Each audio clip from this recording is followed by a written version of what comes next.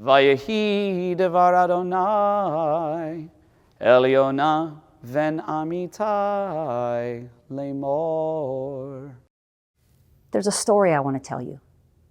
Aren't those words magical? Maybe thinking about stories reminds you of childhood bedtimes or sitting around a campfire or a great professor you had in college or a wonderful book. Stories bring us together. They highlight the internal experiences that we share with others. They also open our minds and introduce us to experiences that we've never had and maybe never will have. So there's a story we want to tell you now. It's the story of Jonah, which we read on Yom Kippur. Jonah had some problems. He had some issues with God. Let's hear his story. This is a story about Jonah. Jonah. Hey everyone, God here. Hi, I'm Jonah. I'm going to tell the story of Jonah from the perspective of Jonah. So it all started when God told Jonah, Go to Nineveh. Great city, lots of potential, nice real estate, good views, but the people, They were the worst.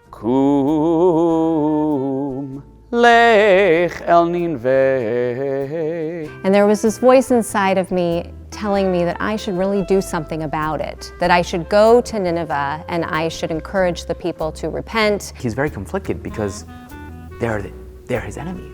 So God tells Jonah to go to the city of his enemy and help them. I think they've got potential. I think they can turn themselves around. If they did not do teshuvah, if they did not repent, They better get it together or else. I would do that. Just saying. What they need is a message. I know, I'll tweet something out. But my friends were going on a boating trip, and I really wanted to go. So Jonah, he goes and gets on a boat with a bunch of sailors, and instead of going to where he's supposed to, He goes, In the opposite direction. God made a storm and it was, he put it over there. And I went down below to take a cat nap.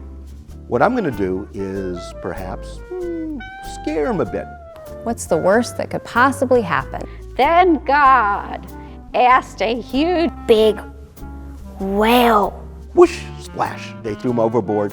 Everything went completely black, and their voices were muffled, and I was surrounded by a squishy, damp darkness. My God, let me out of here, I'm gonna die. in the whale's belly. Jonah He prayed. to not spend the rest of his life in the belly of the beast. Pray for light, pray for relief. to go back to his family. Maybe he missed his home.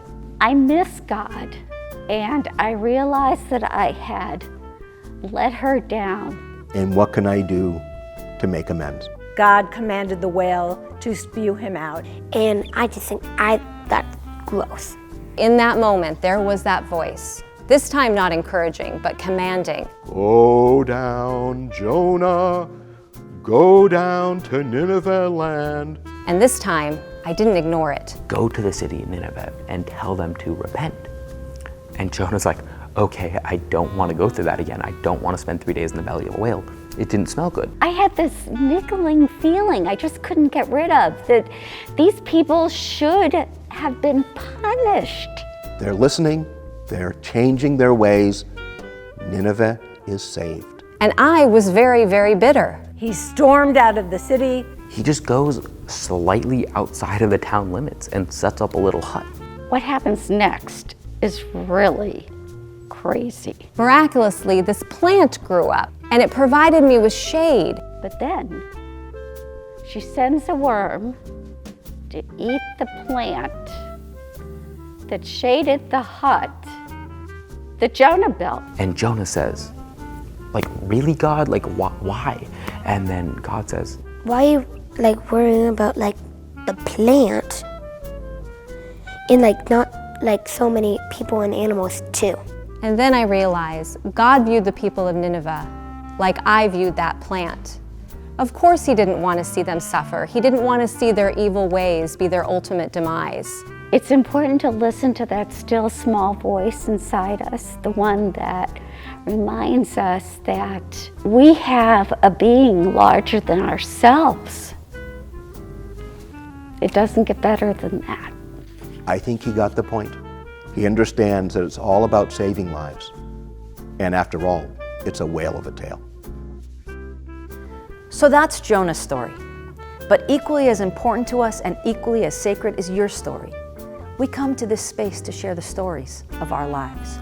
In the coming year, 5780, we look forward to hearing your stories, sharing your stories, and writing some stories together.